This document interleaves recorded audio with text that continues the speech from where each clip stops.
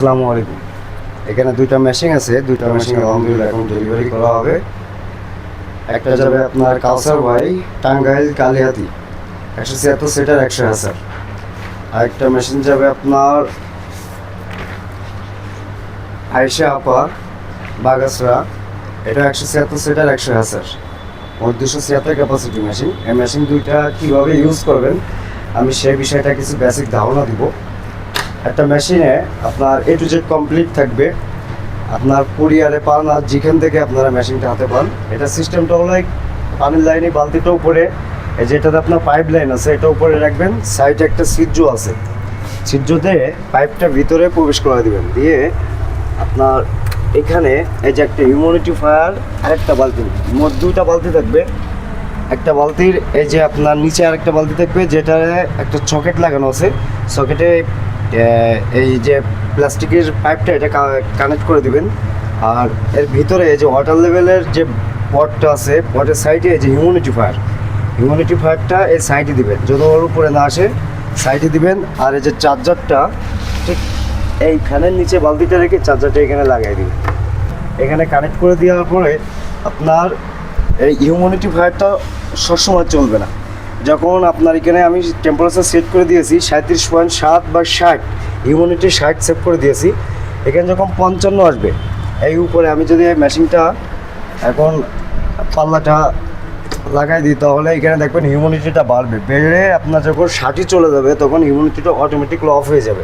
আর যেহেতু গরমের সময় সবসময় হিউমিডিটি 60-এর উপরে থাকবে, খুব কমই আপনার নিচে নামবে। এখানে যখন এখানে 60 সেভ করা আছে, এখানে যখন 55 আসবে তখন যে ওর ভিতরের বাষ্পটা চালু হবে, তাছাড়া হবে না। এখন 60 হবে, বন্ধ হয়ে যাবে। আবার যখন 55 আসবে তখন অন হবে, এই যে এখন বন্ধ হয়ে গেছে। ঠিক এইভাবে মেশিনটা চলবে। এখন এই যে ডিমেটের, অনেকে বলে যে এই ডিমেটটা চলবে কখন, এটা 90 মিনিট পর পর একবার লেফটে আসবে একবার রাইটে যাবে। আর ওভারহিটের ফ্যানটা আগে সামনে দিতাম, কিন্তু এখন সামনে দিচ্ছে না, কুরিয়ারের মেশিনটা যাওয়ার সময় প্রবলেম হয়। এই জন্য ওভারহিটের ফ্যানটা আমরা ব্যাক সাইডে লাগাচ্ছি। ব্যাক সাইডেরও ফ্যানটা সবসময় চলবে না, যখন অতিরিক্ত হিট হবে তখন ব্যাক সাইডে ফ্যানটা চলবে। এই যে এখন টেম্পারেচার হিউমিডিটিটা কমে যাচ্ছে, 55-56 আছে, 55 আছে, অন হয়েছে। তাছাড়া এটা মেশিনে পাল্লা লাগানো থাকলে আপনার সহজে অন হবে না, এটা প্রয়োজন যখন হবে তখনই অন হবে। টেম্পারেচার ফুলফিল হলে আপনার ভিতরের যে লাইটটা আছে লাইটটাও বন্ধ হয়ে যাবে। এটা সব কিছু স্বয়ংক্রিয়ভাবে কাজ হবে। এখন নিচে প্রথমে আপনি নিচে বালতিতে 2 ইঞ্চি পানি দিবেন, আর পাইপ লাইনটা কানেক্ট করে উপরে ফুল বালতি পানি দিবেন, দিয়ে আপনি হিউমিডিটিটা সেট করে দিয়ে মেশিনের লাইন দিয়ে আপনি ডিম বসা দিতে পারবেন, কোনো সমস্যা নেই।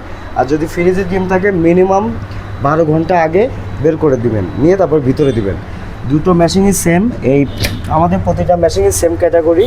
আপনারা কুরিয়ারের থেকে হাতে পান আর আমাদের এখান থেকে যাই নিয়ে যান, বাসায় যেয়ে এইভাবে সেট করলে হবে। আর সেট করার পূর্বে মেশিনটা চালানোর পরে আপনারা এই কন্ট্রোলারে একটা ছবি দিলে আমাদের 22 নম্বরে হোয়াটসঅ্যাপ আছে, হোয়াটসঅ্যাপে একটা ছবি দিলে পাঠাবেন যে সব কিছু ঠিকঠাক আছে কিনা, আমি দেখাই দিব।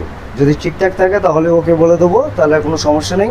আর যদি কোনো কিছু চেঞ্জ করার আগে আমাকে বলবেন, তাহলে আমি কি সমস্যা সেটা সমাধান আমি আপনাকে বলে দেবো, সেই অনুযায়ী কাজ করবেন। এই বাটনগুলো কোনো ধরনের চাপাচাপি করবেন না, এখানে ফুলফিল সেট করা আছে। যাই হোক, যাদের প্রয়োজন স্ক্রিনে দেওয়া নাম্বারে যোগাযোগ করবেন। ভালো থাকবেন, সুস্থ থাকবেন। আসসালামু আলাইকুম।